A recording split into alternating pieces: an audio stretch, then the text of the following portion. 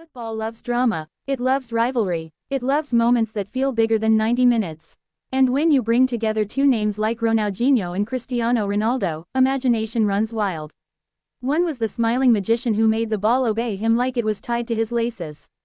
The other was the relentless machine who turned sweat into silverware and ambition into records. So when fans talk about the match that made Ronaldinho hate Ronaldo, they aren't really talking about hatred. They're talking about a turning point. A night when the balance of power shifted. A night when the world realized that football's crown was quietly moving from one head to another.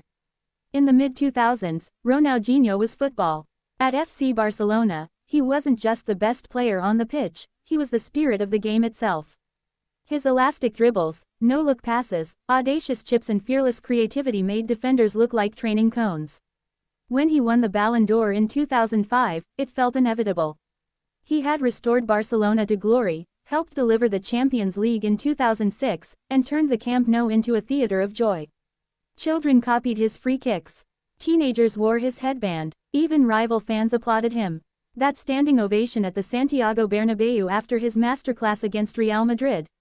That wasn't normal. That was respect reserved for the rarest talents in history. Ronaldinho didn't just dominate, he enchanted. Meanwhile, in England, a skinny Portuguese winger was learning how to survive.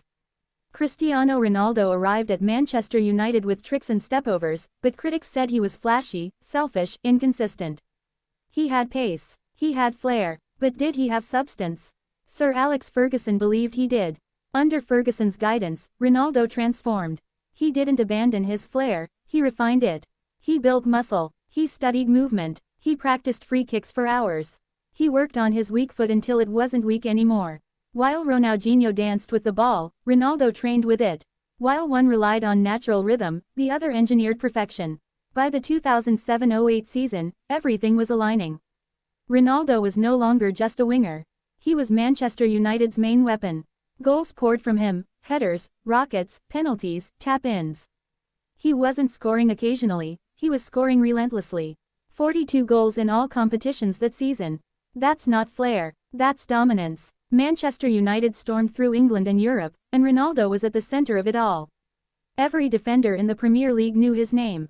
Every Champions League opponent built plans around stopping him. And still, he delivered. Now imagine the contrast. Ronaldinho at Barcelona was still brilliant, but something had shifted.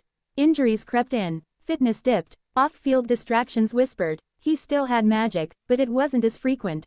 His influence wasn't as overwhelming. Younger players were rising around him. Lionel Messi was emerging. The team dynamic was changing. And while Ronaldinho's smile remained, the unstoppable aura had slightly dimmed. The match that symbolized this shift wasn't built on trash talk or open rivalry. Ronaldinho and Ronaldo were never enemies. They respected each other. But in football, symbolism matters more than words. In April 2008, Manchester United faced Barcelona in the Champions League semi-final. It was the kind of tie that shapes legacies. Barcelona carried the tradition of artistry. United carried the hunger of resurgence. The first leg at Camp Nou ended 0-0. Tense, tactical, cagey. The world waited for the return leg at Old Trafford. Old Trafford that night was electric. The air felt heavy with expectation. Ronaldo didn't wait long. In the 14th minute, he struck a powerful right-footed shot that deflected past the goalkeeper and into the net. It wasn't a trick goal. It wasn't a rainbow flick. It was decisive, clinical, ruthless. The stadium exploded. United fans roared. Barcelona were stunned. And Ronaldinho, he wasn't even on the pitch. Injuries had kept him out of the squad. That detail matters. While Ronaldo led his team into the Champions League final, Ronaldinho watched from the sidelines as Barcelona's era trembled. Manchester United won 1-0 on aggregate and advanced. Ronaldo went on to lift the Champions League trophy in Moscow weeks later, scoring in the final against Chelsea. That season, he claimed the Ballon d'Or. He was officially crowned the best player in the world. It wasn't just about one match. It was about what that match represented. A passing of momentum, a shift in football's center of gravity. Did Ronaldinho hate Ronaldo? No, but did he recognize what was happening? Absolutely. Every legend understands when the next wave arrives. Ronaldinho had once been the unstoppable force that defenders feared. Now Ronaldo was that force. The headlines had changed. The spotlight had moved. Football's narrative had found a new protagonist. And the differences in their styles made the contrast even sharper. Ronaldinho's greatness felt organic. He played with rhythm and imagination. His joy was contagious. Ronaldo's greatness felt constructed, every sprint calculated, every jump rehearsed, every celebration deliberate. One played like he was improvising jazz. The other like he was composing a symphony through repetition. Fans debated which style was superior. Magic or muscle, smile or snarl, freedom or focus. After that 2008 season, Ronaldo's career accelerated into another dimension. He moved to Real Madrid for a world record fee. In Spain, he shattered goal records season after season. He turned El Clasico into a battlefield. He won more Ballon d'Or trophies, more Champions League titles, more scoring crowns. His consistency was terrifying. While Ronaldinho transitioned away from Europe's elite stage, Ronaldo entrenched himself at the summit. It's important to remember that football doesn't erase legends. Ronaldinho's impact never disappeared. Players still speak about him with reverence. Fans still watch his highlight reels in disbelief. He made football feel like a playground. But the modern game evolved. Athleticism increased. Defensive systems tightened. Margins shrank. Ronaldo adapted to that environment perfectly. He became the prototype of the modern forward, fast, strong, aerially dominant, mentally unbreakable. If there was a moment Ronaldinho might have felt the sting of transition, it was watching Ronaldo lift that first Ballon d'Or. Because Ronaldinho had been there. He knew what it meant to hold football's highest individual honor. He knew the feeling of being recognized as the best on earth. Seeing someone else take that spotlight doesn't create hatred.